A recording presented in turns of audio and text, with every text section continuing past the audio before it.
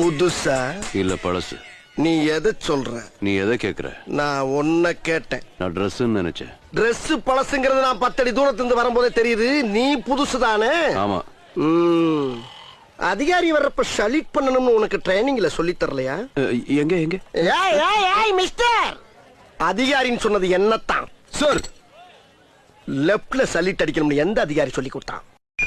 அப்பனே முருகா, செந்தூர் வாழ் செல்வ குமரா, வேலெடுத்து வீசி காட்டியவனை, தமிழனின் தனி தேவா, இளமையே எழிலே அமுதமனும் தமிழ் மொழி அழியாது இருக்க இந்த சூனாப்பானாவின் வீரம் உலகமெல்லாம் பரவ அருள் புரிவாய் அப்பனே, அருள் புரிவாய்.